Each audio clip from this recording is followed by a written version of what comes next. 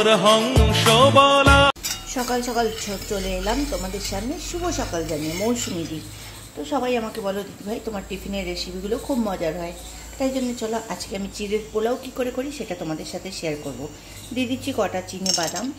তো চিনে বাদামগুলোকে একটু তেলে ভেজে নিব, অল্পটুকুনি দেবো কারণ ছেলে চিনে বাদাম খায় না, মানে খেতে চায় না, খায় না বলা ভুল, লোকের বাড়িতে দিলে সব খায়, কিন্তু আমার বাড়িতে দিলে তখন আমার কাছে যত তার নাটক নখরা, যেন কি বাইরের লোকের কাছে তো আর কিছু বলতে পারবে না, সেই জন্য মুখ বন্ধ করে সবটি খেয়ে নেয়।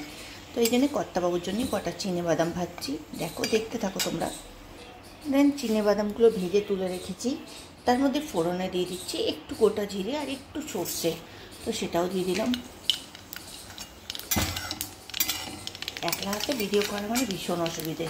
তারপরে দিয়ে দেবো তার মধ্যে সাম ফ্রেগনেন্স, যেটা হলো কারি পাতা, আমার গাছের একদম টাটকা টাটকা কারি পাতা। দেখো কি সুন্দর, এগুলো একটু ক্রাশ করলেও যেন হাতে একটা গন্ধে দুর্গম, মানে সুগন্ধে একদম মমা করে, বুঝেছো।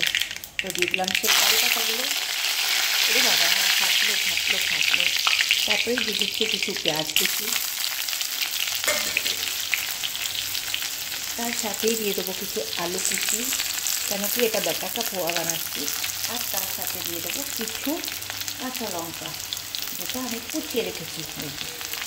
তো সবটাই দিয়ে দিলাম। এবার চলো এটা ভাজা করে নিয়ে আসবে, তারপরে তোমাদের সামনে আবারও আসছি। দেন এগুলো ভাজা হোক, মানে আলুটা গলুক, ততক্ষণে আমি চিড়ের প্রসেসটা করে নিই।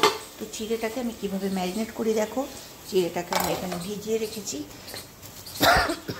এগুলো সব আলাদা আলাদাও দেওয়া যায়, কিন্তু আমি এর মধ্যে এই জন্য একসাথে দিই যাতে সবটা আমি ভালো করে মিক্স করতে পারি। এর মধ্যে দিয়ে দিলাম একটু লাল লঙ্কার গুঁড়ো, দিয়ে দিলাম বেশ অনেকটা ধনে পাতা, এইভাবে, হ্যাঁ। আর তার সাথে দিয়ে দেবো চিনি, আমাদের এখানে গুজরাতে খাট্টা মিঠা পোহা তৈরি হয়, তো দিয়ে দিলাম চিনি। আর তার সাথে দিয়ে দেবো এই যে আর্ধেকটা লেবু, তার রস, এই যে এইভাবে, এই যে। দেন আমি এটাকে সবটাকে ভালো করে মিক্স করে নিই। ওদিকে আলু পেঁয়াজটা ভাজা হচ্ছে, ওটা ভাজা হোক, তারপরে তোমাদের সামনে আবারও আসছি। দেন আমার আলুগুলো গলে গেছে, ভালো করে এইভাবে টিপে টিপে দেখে নিলাম। তো এই মুহূর্তে দিয়ে দেবো এর মধ্যে একটু হিং, যাতে হিংয়ের ফ্লেভারটা ভালো আসে। তো একটু হিং দিয়ে দিলাম, আর তার সাথেই দিয়ে দেবো একটু, এটাকে নাড়িয়ে নিই।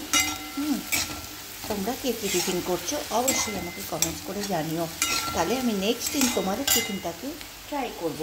দেন এর মধ্যে দিয়ে দিচ্ছি এই যে ম্যারিনেট করা এই জিনিসটা। তো এটা আমি এইভাবেই চিড়ের পোলাও করি, তোমরা কে কীভাবে করে থাকো সাধারণত আমাকে যদি একটু জানাও, তাহলে পরে আমি খুশি হব, আর আমিও নেক্সট টাইম তোমাদের মতন করে টিফিন রান্না করতে পারবো। এই যে আমার পোহাটা এইভাবে রেডি হয়ে গেল। তো এবার একটু টেস্ট করে দেখে নেবো। তো আগে একটু দিয়ে দেবো অগ্নি দেবতাকে, এই যে এইভাবে ঘুরিয়ে একটুখানি দিলাম এখানে অগ্নি দেবতাকে, কারণ তার আগে খেতে নেই। এবার আমি একটুখানি এর থেকে ইয়াম্মি একটু চিনি দিতে হবে। তো চলো আর একটু চিনি দেবো এতে, কারণ একটু টক মিষ্টি, নোনতা না হলে এটা ভালো লাগবে না। তো দিয়ে দিলাম আর একটু চিনি, আর এটাকে আর বেশি ভাজবো না, হয়ে গেছে আমার পোহা, মানে চিড়ের পোলাও। আচ্ছা তোমরা কি বলো? কলকাতায় বলে চিড়ের পোলাও, আমরা এখানে গুজরাটে বা বম্বেতে আমরা বলে থাকি পোহা। তো তোমরা কি বলো অবশ্যই কমেন্টস করে জানিও। দেখো আমার এটা কেমন হয়েছে অবশ্যই তোমরা কমেন্টসের মাধ্যমে আমাকে জানিও। তো চলো, দেখো ছেলের জন্য তুলে নিলাম এতে। দেন এর মধ্যে আমি দিয়ে দেবো সেই চিনেবাদামগুলো। দেখতে পেয়েছো? বলো আমি চালাক না, এক রেসিপি দিয়ে 2 রেসিপি করে নিচ্ছি। না না, আমি তো জাস্ট মজা করলাম। তো তোমরা কে কী টিফিন করছো অবশ্যই জানিও, জানাতে কিন্তু ভুলো না। আজকের ভিডিওটা এটুকুনি, কালকে সকালে আবারও দেখা হচ্ছে নতুন একটা ভিডিওতে। ততক্ষণের জন্য টাটা, সবাই ভালো থেকো, সুস্থ থেকো, লাভ ইউ অল।